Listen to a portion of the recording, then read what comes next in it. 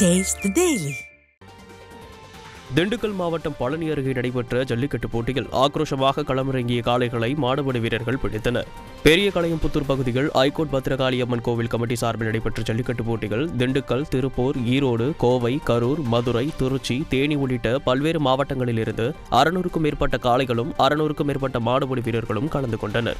3 பிரிவுகளாக பிரிக்கப்பட்டு சுழற்சி முறையில் நடைபெற்ற போட்டியில் வெற்றி பெற்ற காளைகளுக்கும் மாடுபிடி வீரர்களுக்கும் தங்கம் மற்றும் வெள்ளி காசுகள், பீரோ, கட்டில், குத்துவிளக்கு, செல்போன் உள்ளிட்ட ஏராளமான பரிசு பொருட்கள் வழங்கப்பட்டன.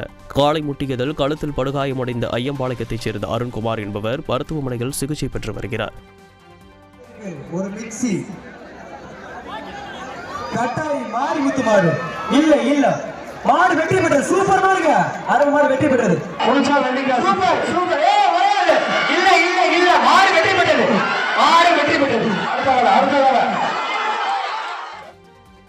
சென்னை பெசன்ட் நகர் கடற்கரையில் மாற்றுத்திறனாளிகளுக்காகவும் மூத்த குடிமக்களுக்காகவும் அமைக்கப்பட்ட மரப்பாலத்திற்கான பணிகள் முடிந்தும் இதுவரை திறக்கப்படாமல் இருப்பதாக பொதுமக்கள் குற்றம் சாட்டியுள்ளனர். சென்னை பெசன்ட் நகர் கடற்கரை அழகைக்கான முதியோர்கள் மற்றும் மாற்றுத்திறனாளிகள் கடற்கரை மணலை எளிதில் கடப்பதற்காக சுமார் 1 கோடி செலவில் மரப்பாலம் அமைக்கப்பட்டுள்ளது. கடந்த 1 மாதமாக திறப்பு விழா காணப்படாததால் நாய்கள் உலாவும் இடமாகவும் குப்பை கழிவுகள் தேங்கும் இடமாகவும் மாறியுள்ளது. காணும் பொங்கலையொட்டி முன்கூட்டியே திறந்திருந்தால் மாற்றுத்திறனாளிகள், முதியவர்கள் சிரமமின்றி கடற்கரை மணலை கடந்து கடல் காற்றையும் கடல் அழகையும் ரசிக்க பயனுள்ளதாக இருந்திருக்கும். ஆனால் விடியா திமுக அரசு யாருக்காக திறப்பு விழா காணாமல் முடக்கி வைத்து மக்களின் வரிப்பணம் வீணடிக்கிறது என மக்கள் கேள்வி எழுப்புகின்றனர். காணும் பொங்கலுக்காக ஃபேமிலியோட என்ஜாய் பண்ணலாம் அப்படின்னு பீச்சுக்கு வந்தோம்.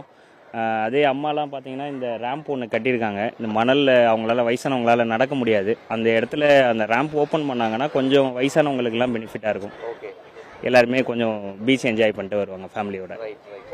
பீச்சு ஸ்பெஷல் பீச்சு, அதுக்காக வந்து இன்னும் க்ரௌட் எதுவும் வரல. ஆனால் அந்த ஒரு பாலம் ஒன்று திறந்துருக்காங்க. இந்த பாலத்தை கட்டி தான் வச்சுருக்காங்க, இது வரைக்கும் திறக்கல. இது எப்போ திறப்பாங்க தெரியல. இது திறந்தால் எல்லாருக்கும் ஒன்று சௌகரியமாக இருக்கும், நடந்து போகிறதுக்கு ஈஸியாக இருக்கும். அதுக்காகவே கட்டிருந்தாங்க. கட்டி இது வரைக்கும் திறக்காமலுங்க. இந்த ஆட்சியில் எப்போ தான் திறப்பாங்க தெரியல. நல்லபடியாக திறந்தால் சீக்கிரம் நல்லது, எல்லாருக்கும் நல்லது.